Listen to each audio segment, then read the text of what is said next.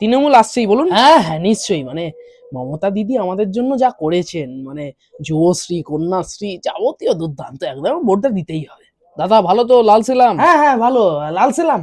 এবারে হচ্ছে কিন্তু 0 থেকে বাড়াতে হবে। এই এই কি বলছেন? না না ভোটটা দিতে হবে, ভোটটা দিতে হবে। আরে দাদা জয় শ্রীরাম। হ্যাঁ দাদা, ভোটটা মনে আছে তো? একদম একদম পদ্ম ফুলে একদম আপকি বার 400 পার। এই কি বলছেন, এবারে তো 294টা তাই সিট, নাকি? বিধানসভা তো। না না আলটিমেটলি জিতছে। আরে আবার দেখা হয়ে গেল।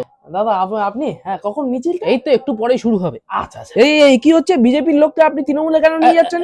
মানে- আরে উনি তো না, না, না, তৃণমূল করেন, একই কথা। কোথাও একটা ভুল বোঝাবুঝি হচ্ছে, দাঁড়ান আরে কোথায়, উনি তো সিপিএম করেন, আমাদের কমরেড, বাজে কথা বললে হবে? আরে উনি তো আমাদের কমরেড, না, আমাদের না, বিরুদ্ধে না, চলে এসে যাচ্ছ, আবার ভাগ করবে না। ধর্ম নিয়ে রাজনীতি করলে আরে, মাথা মিছিল কোনো কথা হবে না, উনি আরে আমাদের থামুন। লোক। জয় শ্রীরাম। কি জানি ভাই, আরে কি হলোটা কি? আমি আসলে নির্দল প্রার্থী, এই যা দেখছি আজকে মার খেয়েই মরে যাবে।